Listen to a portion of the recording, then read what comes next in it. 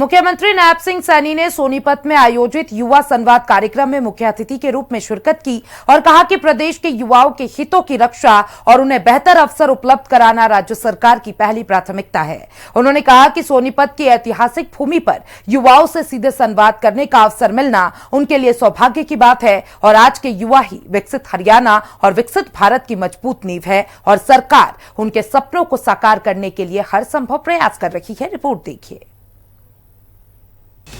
युवाओं में दिखता है देश का उज्जवल भविष्य। मुख्यमंत्री नायब सिंह सैनी ने अपने संबोधन में कहा कि प्रदेश के युवाओं में उन्हें भारत का उज्जवल भविष्य दिखाई देता है। प्रतियोगी परीक्षाओं की तैयारी आसान नहीं होती, लेकिन हरियाणा का युवा मेहनत और संघर्ष से कभी पीछे नहीं हटता है। सरकार भी युवाओं के साथ कंधे से कंधा मिला करके खड़ी है और उन्हें आगे बढ़ाने के लिए पारदर्शी तथा अवसर आधारित व्यवस्था उपलब्ध करा रही है। उन्होंने कहा कि युवाओं की प्रतिभा को सही दिशा और उचित मंच मिले, यही सरकार का लक्ष्य है। इसी सोच के साथ शिक्षा और रोजगार से जुड़ी नीतियों में लगातार सुधार किए जा रहे हैं। शिक्षा व्यवस्था में पारदर्शिता और समान अवसर पर जोर। मुख्यमंत्री नायब सिंह सैनी ने कहा कि हरियाणा सरकार ने पुरानी व्यवस्थाओं में बदलाव करने का साहसिक निर्णय लिया है। शिक्षा के क्षेत्र में अवसर की समानता, पारदर्शी व्यवस्था और योग्यता का सम्मान सरकार की सबसे बड़ी प्राथमिकताओं में शामिल है। मैंने मंच से खड़ा होकर के कहा, जब मैं रैली में खड़ा हुआ बोलने के लिए, मैंने मंच से कहा भी इतनी भारी संख्या में लोग बैठे हैं, मैं मंच से इस बात का ऐलान कर रहा हूं कि पुन्हाना के 29 बच्चे रात जो रिजल्ट आया है उसके अंदर सेलेक्ट हुए हैं। गरीब परिवार के बच्चे सेलेक्ट हुए हैं। एक भी व्यक्ति खड़ा होकर के कह दे किसी ने 5 पैसे किसी को दिया हो, बिना पर्ची बिना खर्ची के हरियाणा सरकार के अंदर नौकरी लगे। मैंने यहां तक कहा कि किसी बच्चे को, किसी विधायक, किसी मंत्री, मुख्यमंत्री के चक्कर काटने पड़े हों या उसके माँ बाप को काटने पड़े हों, नहीं तो माँ बाप को तो 2-3 जोड़ियां सुवानी पड़ाती टूट जाती। उन्होंने कहा कि ऐसी व्यवस्था विकसित की जा रही है कि जिसमें किसी भी युवा को उसकी आर्थिक या फिर सामाजिक पृष्ठभूमि के कारण पीछे न रहना पड़े। सरकार चाहती है कि हर प्रतिभाशाली विद्यार्थी अपनी क्षमता के अनुरूप आगे बढ़े और देश प्रदेश का नाम रोशन करे। मुख्यमंत्री ने कॉमनवेल्थ गेम्स की जानकारी भी दी, जिसमें हरियाणा के युवाओं ने कमाल कर दिया। एशिया के कॉमनवेल्थ के गेम हुए थे, इसके अंदर हमारे बच्चों में क्या प्रतिभा दिखाई है। देश के अंदर 39 मेडल आए हैं। 39 मेडलों में से 13 गोल्ड मेडल आए हैं। 13 गोल्ड में से 7 हरियाणा के यूथ लेकर के आए। यहां तक नहीं, मैं आपको एक और बात बता रहा हूं, इससे आगे बता रहा हूं।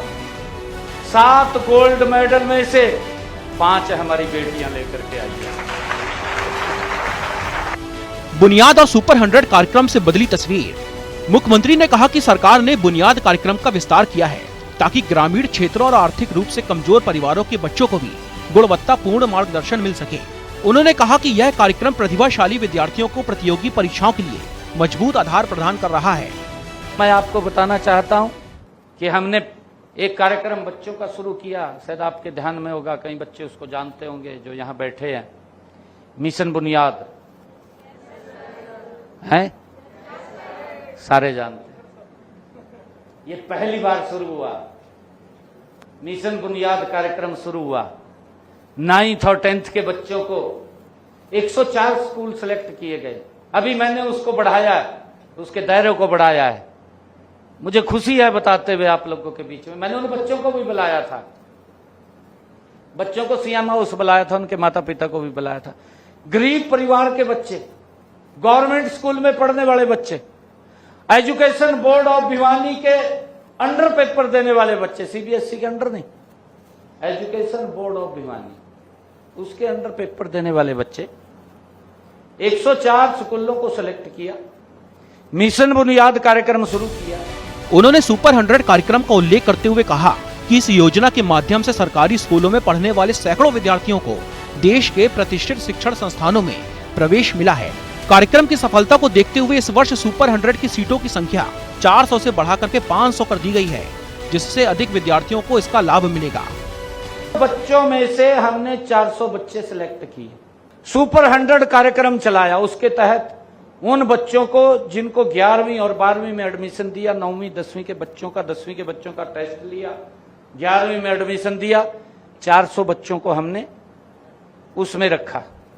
अब जब ये रिजल्ट आया मुझे खुशी है, वो 400 बच्चों में से जो गरीब परिवार के बच्चे हैं, जो सरकारी स्कूल के अंदर पढ़ते हैं, वो बच्चे 400 बच्चे जो सुपर 100 के अंदर वहां पढ़ रहे थे, जब रिजल्ट आया 12वीं का, 12वीं के बाद उन्होंने जो ऑल इंडिया रैंक का टेस्ट दिया, आज देश की ऐसी कोई IIT नहीं है, ऐसा कोई AIIM नहीं है, ऐसा कोई NIT नहीं है जिसके अंदर हमारे बच्चों का सिलेक्शन ना हुआ हो, हमारा एडमिशन ना हुआ हो, उन बच्चों के एडमिशन हुए। विश्व स्तरीय शिक्षा की दिशा में लगातार प्रयास। मुख्यमंत्री सैनी ने कहा कि प्रदेश में शिक्षा की गुणवत्ता बढ़ाने के लिए कई महत्वपूर्ण कदम उठाए गए हैं। हरियाणा में PM श्री स्कूल और संस्कृति मॉडल स्कूल स्थापित किए गए हैं ताकि विद्यार्थियों को आधुनिक सुविधाओं और उच्च गुणवत्ता वाली शिक्षा का लाभ मिल सके। उन्होंने कहा कि सरकार का उद्देश्य केवल डिग्री देना नहीं है, बल्कि युवाओं को भविष्य की चुनौतियों के लिए तैयार करना है। नई शिक्षा व्यवस्था में कौशल विकास, आधुनिक तकनीक और प्रतियोगी क्षमता को भी विशेष महत्व दिया जा रहा है। नशा मुक्त युवा, सशक्त हरियाणा का लक्ष्य है। मुख्यमंत्री ने कहा कि शिक्षा और रोजगार के साथ साथ युवाओं को नशे जैसी सामाजिक बुराई से बचाना भी सरकार की महत्वपूर्ण जिम्मेदारी है। इसी उद्देश्य से प्रदेश में नशा मुक्ति को लेकर के कई जागरूकता अभियान चलाए जा रहे हैं। उन्होंने युवाओं से आह्वान किया कि वे स्वस्थ जीवन शैली अपनाएं और समाज को नशा मुक्त बनाने में सक्रिय भूमिका निभाएं। उन्होंने कहा कि युवाओं की ऊर्जा यदि सही दिशा में लगेगी तो हरियाणा विकास के नए आयाम स्थापित करेगा। सरकार शिक्षा, रोजगार, कौशल विकास और सामाजिक जागरूकता के माध्यम से युवाओं को सशक्त बनाने के लिए लगातार कार्य कर रही है। युवाओं के साथ संवाद से मिलेगा विकास को नया आयाम। मुख्यमंत्री नायाब सिंह सैनी ने कहा कि युवाओं से सीधा संवाद सरकार को उनकी अपेक्षाओं और सुझावों को समझने का अवसर देता है। उन्होंने विश्वास व्यक्त किया कि सरकार और युवाओं के साझा प्रयासों से हरियाणा शिक्षा, रोजगार, नवाचार और विकास के क्षेत्र में नई ऊंचाइयों को प्राप्त करेगा। उन्होंने युवाओं से सकारात्मक सोच, कड़ी मेहनत और राष्ट्र निर्माण में सक्रिय भागीदारी का आह्वान करते हुए कहा है कि प्रदेश का भविष्य उनके हाथों में ही सुरक्षित है। ब्यूरो रिपोर्ट, हिंदी खबर।